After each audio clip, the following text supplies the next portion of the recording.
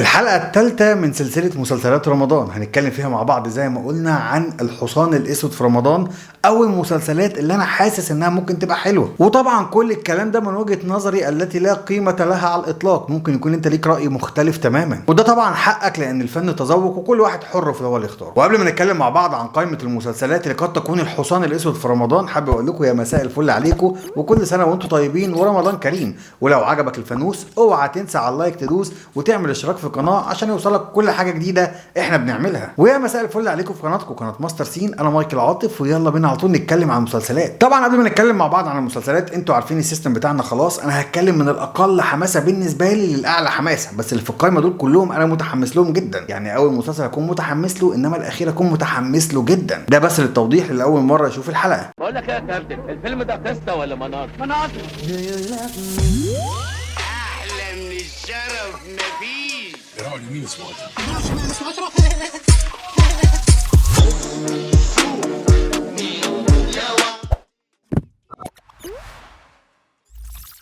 واول مسلسل معايا في القائمه بتاعت الحصان الاسود هو مسلسل قهوه المحطه. تعرف ده؟ كان لسه مصدق الأحلام البريئة. واللي عجبني في المسلسل ده ان هو تقديمه جديده لواحد من الابطال الشباب اسمه احمد غزي، شفناه قبل كده في فيلم الحريفه والولد كان متميز جدا. ده غير ان معاه في المسلسل احمد خالد صالح وانتصار ومجموعه كبيره جدا من النجوم. واللي كمان مشجعني قوي على المسلسل هو المخرج، لان المسلسل ده من اخراج اسلام خيري اللي اخرج جودر الجزء الاولاني والجزء الثاني، واخرج لنا قبل كده جت سليمه بتاع دنيا سمير غانم. وانا عن نفسي متحمس جدا اشوف احمد غزي هيعمل ايه في اول بطوله دراميه ليه منفرده. اتمنى ان هو ينجح ويلاقي قبول كبير عند الناس، لان احمد غزي موهبه صاعده واتمنى لها كل التوفيق. طيب انت ليه حاطه اول مسلسل؟ معنى كده ان انت مش متحمس له قوي. بصراحه انا كنت متحمس جدا لفكره المسلسل، لكن لما شفت البرومو حماسي قل قوي. واللي انا فهمته من البرومو ان احمد خالد صالح هيكون وكيل نيابه وبيحقق في جريمه قتل حصلت في محطه القطر. كانت لقيتها قوي. هو اللي قتل مؤمن. هو انت اللي قتلته؟ لكن البرومو نفسه ما تقدمش بشكل قوي لدرجه تخليني احطه في اسفل القايمه، عشان كده المسلسل ده كان معايا في اول القايمه. وتاني مسلسل معانا في القايمه انا اصلا ما كنتش حاطه في حساباتي، وكنت حاطه ان انا هشوفه اوف سيزون، هو مسلسل 80 باكو. لكن بصراحه جالي كومنت على اليوتيوب حد قال لي انت ازاي مش حاطط المسلسل ده في القايمه بتاعتك، المسلسل ده احنا مستنيينه. وده لفت نظري اكتر للمسلسل وخلاني ادور على البرومو بتاعه واشوفه. وانا بصراحه ما كنتش متحمس له، لان المسلسل كان بطوله هدى المفتي وخالد مختار في اول تجربه دراميه ليه، او اول بطوله دراميه ليه. ده انا هطلعك من تحت ايدي احلى من مرات رونالدو اللي هم قلبين عليها الدنيا دي. ده لو رونالدو نفسه انا موافقه. فانا لما لقيت المسلسل راح في السكه دي قلت لا انا مش هتابعه اصلا واحطه في القائمه بتاعت اوف سيزون. لكن لما اتفرجت على الاعلان عجبني جدا. ويمكن السبب ان الاعلان عجبني هو وجود انتصار ورحمه احمد اللي عاملين اداء ومود مختلف جوه البرومو. طياره بقى العمر. قلت مش هتشتغلي في البيوت وانا هتصرف منين خلاص. بقى هتتصرف منين؟ ده غير ان المسلسل من اخراج كوثر يونس اللي اخرجت قبل كده فيلم مقسوم، والفيلم ده عجبني. فانا قلت بلاش اظلمه وحطه برده في الواتش ليست واتفرج على اول 4-5 حلقات. عجبك كمل، ما عجبكش اقلبه بعد رمضان. لكن ما اقدرش انكر ان انا لما شفت البرومو اتحمست له بصراحه. اجواء الاعلان حلوه قوي ولطيفه. اتمنى ان المسلسل يطلع حلو. واللي انا فهمته من الاعلان او البرومو ان بوسي مصففه الشعر اللي شغاله في كوافير اللي موهوبه للناس كلها بتجيلها من كل حته هتمر بضائقه ماليه وهتحتاج 80 باكو عشان تكمل جهازها. احنا المفروض نلم 80 باكو في شهرين. يبقى تطلعي في الاسبوع 3-4 اوردر بره المحل، الاجر الدبل، البقشيش الدبل. وهيبتدي بقى يتعرض عليها انها تطلع اوردرات بره عشان تجهز العرايس، وخطيبها هيرفض، وهنشوف احداث كتير. اتمنى ان انا اطلع غلطان والمسلسل يطلع حلو، وهدى المفتي ترد عليا وتقول لي لا انا بقيت ممثله جامده، وخالد مختار يقول لي انا كمان استاهل فرصه، ونشوف حاجه حلوه. ده اللي انا بتمناه، ما عنديش اي مشكله ان اطلع غلطان. بس لو خدت بالك من حاجه، ان الكومنتات بتفرق معايا جدا وبركز معاها كويس قوي. عشان كده انت لازم تكتب لي في الكومنتات وتقول لي انت هتتابع ايه وهتتفرج على ايه. اما بقى المسلسل اللي معايا بعد كده هو مسلسل شباب امراه بتاع غادة عبد الرازق. عامله عمليه وشايله الحنيه. وطبعا اللي فيكم ما يعرفش ان شباب امرأة ده كان اصلا فيلم اتعمل سنة 1956، وكان فيلم حلو قوي، وكان بطولة شكري سرحان وتحية كاريوكا. وبتدور القصة حوالين شاب ريفي جاي من بلدهم بصحته وبعافيته بتصطاده ست متصابية كبيرة. مش عايز اقول لك بقى، انت فاهم اللي بيحصل ايه. بتستدرجه في الخطيئه وفي الرذيله، لكن هو بيفوق وبيحب واحده تانية، وهي طبعا ما بتسكتش وبتنتقم منه. دي قصه الفيلم، واللي اكيد انها قصه المسلسل. واللي عايزك تعرفه ان اصلا الفيلم ده كان روايه لامين يوسف غراب، وبعد كده اتعمل فيلم، ودلوقتي بيتعمل مسلسل. على فكره انا ما عنديش مشكله خالص، بس اتمنى اشوف بقى حاجه حلوه، خصوصا ان الفيلم كان اخراج المخرج الراحل الكبير صلاح ابو سيف، واللي هو متميز بلمسات كده مختلفه. يعني مثلا هتلاقي من اللمحات والحاجات اللي هو كان بيعملها ان شكري سرحان وهو بيتجوز تحية كاريوكا كان باين معانا في الخلفيه اعلان كبير قوي كده لحاجه ساقعه ومكتوب جنبيه كبيره ولذيذه. وبرده في مشهد تاني بيقولوا لها اصل البغل تعب من كتر المجهود لازم يرتاح شويه. عارف انت الطريقه دي، انا بحب الحاجات دي قوي. وبصراحه انا متحمس قوي اشوف غادة عبد الرازق هتلعب الدور بتاعت الحقيقه كاريوكا ازاي ومن انهي زاويه، لانها طبعا هتقع في شبح المقارنات وتفاصيل كتير جدا، لكن انا عارف ان غادة عبد الرازق ممثله شاطره وتقيله وهتعرف تخرج بره الدايره دي. لما اكلمك رد عليا زي الرجاله. ست عيب انت قد امي. ده انت وانت ليه ده غير كمان ان اختيار يوسف عمر ابن لبنى ونس اختيار موفق جدا. انا شايف ان الولد ده موهوب وعمل برضه دور الفيلن في الحريفه الجزء الاولاني وكان متميز فيه، ويمكن تكون دي فرصه حلوه جدا ليه لان هو طالع جنب بطله مش زي احمد غزي اللي واخد مسلسل لوحده. فلو لا قدر الله المسلسل طلع وحش مش هو اللي هيتلام، اللي هيشيل الليله غادة عبد الرازق والمخرج احمد حسن. بس عموما ان شاء الله هيطلع كويس، خصوصا ان انا بحب الروايه دي قوي. المسلسل اللي معايا بعد كده هو مسلسل اخواتي. رغم ان معظم الاعمال اللي فيها بطوله نسائيه مجمعه ما بتكونش ناجحه قوي وما بتكونش قويه، لكن بصراحه الاربعه اللي موجودين معايا في المسلسل محمسيني جدا ان انا اتفرج عليه. تخيل كده ان معانا نيلي كريم وروبي وكندا علوش وجيهان الشماشرجي وطالعين الاربعه اخوات. مش يمكن حد يعمل لنا حل عشان ما يعيشلناش راجل يشوف الاحلام طلعت بتتحقق. وهم الاربعه عندهم حاله موجوده عند نص المصريين، رهاب المجتمع، اللي هم بيخافوا من اللي حواليهم ومن الحسد ومن جارتهم اللي شافت الغسيل والتفاصيل اللي انتوا فاهمينها دي. تفتكروا في حد عامل لنا عمل؟ ده غير انهم كمان بيتعكوا في جريمه قتل، جوز واحده من الاربعه بيتقتل فبيبتدوا هم الاربعه يعملوا المحقق كونان والمفتش كرومبو ويدوروا على القاتل. وبصراحه كل واحده من البطلات تتميز بصفات كتير قوي وانا بحبهم هم الاربعه. ده غير كمان ان المخرج هو محمد شاكر خضير اللي اخرج المسلسل الجميل قوي تحت الوصايه. عشان كده رغم ان المسلسل بطوله نسائيه لكني متحمس له جدا. اما المسلسل اللي معايا بعد كده هو مسلسل الشرنقه بتاع احمد داوود. وبصراحه مش هكدب عليكم انا اسمه ما شدنيش، لكن لما شفت البرومو حسيت ان المسلسل عايز يقول حاجه. في ساعات كتيره قوي ما بقاش فاكر انا مين. انت شاكك انك بتحلم دلوقتي؟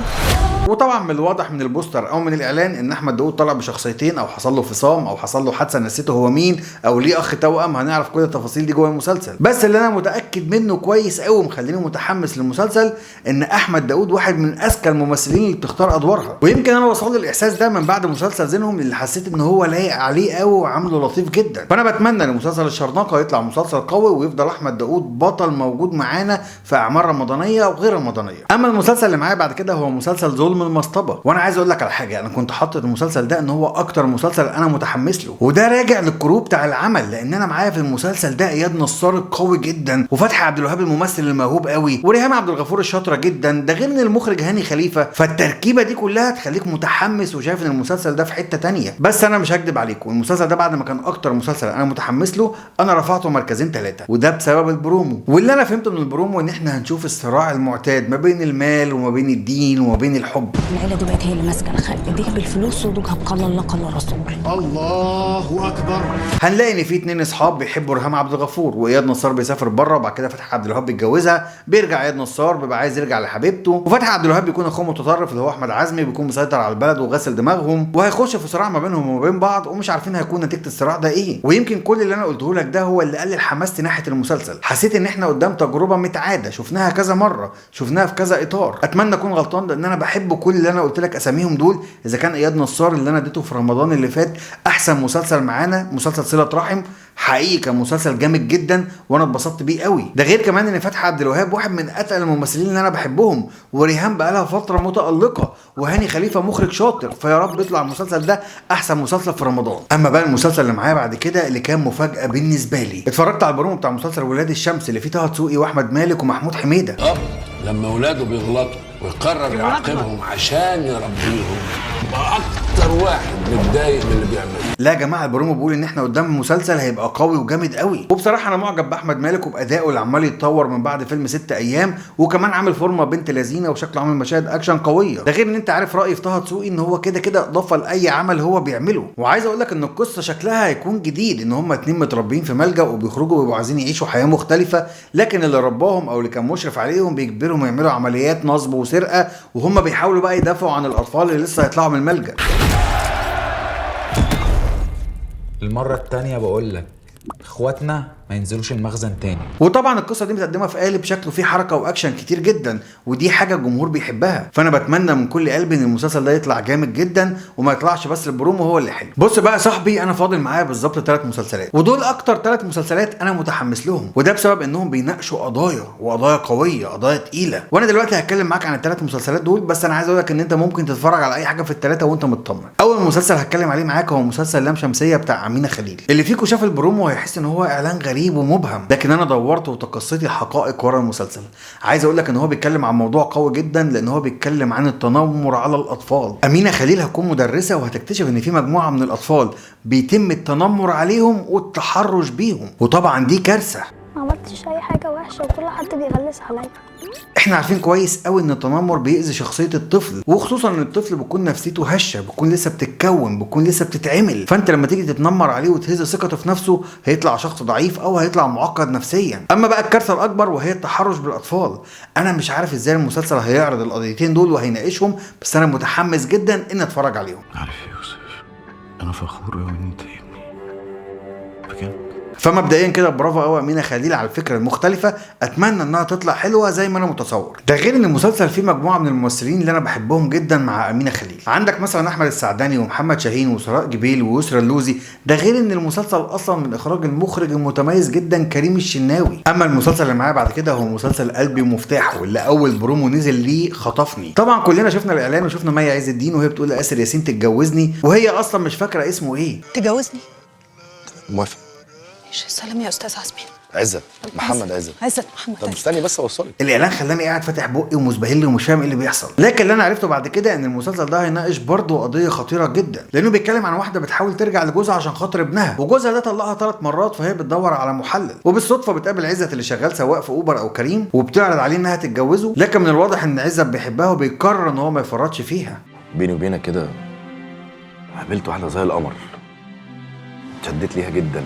والمسلسل فيه كرو حلو قوي غير آسر ياسين ومي عز الدين. هتلاقي مثلا معانا دياب واشرف عبد الباقي واحمد خالد صالح واسامه ابراهيم وعايده رياض وميسي حمدان. فانا عايز اشوف المسلسل هيناقش القضيه بتاعت المحلل دي ازاي، وهل يا ترى الحب هو اللي هينتصر، ولا غريزه الامومه هتخليها تتغاضى عن الحب، ولا حب الامتلاك اللي موجود للزوج اللي طلق مراته 3 مرات ومش عايز يسيبها ومش متعود ان حد ياخد حاجه بتاعته زي ما احنا سمعنا في البرومو هو اللي هيكسب. بصراحه انا مستني جدا اتفرج على المسلسل ده عشان اشوف ايه اللي هيحصل. اخر مسلسل معانا واكتر مسلسل انا متحمس له هو مسلسل منتهي الصلاحيه بتاع محمد فراج. يا جماعه اللي فيكم ما شافش الاعلان ولا البرومو روح اتفرج عليه. المسلسل ده بيناقش اهم واخطر قضيه موجوده دلوقتي في مصر، لانه بمنتهى البساطه بيتكلم عن الرهانات اللي بقت موجوده في كل حته وحوالينا. ايه جاب لك الفلوس والعربيه دي؟ اسمع اللعبه اللي بتجيب فلوس. اي عيل صغير بقى في ايديه موبايل يقدر يعمل اكونت ويخش يلعب مراهنات ويكسب فلوس ويجيب سجاير ويجيب مخدرات ويجيب بلاوي زرقاء، او يسرق عشان يخش الرهانات. الموضوع مش صغير، الموضوع بقى متفشي في المجتمع بطريقه تخوف. احنا مش بنلعب قمار،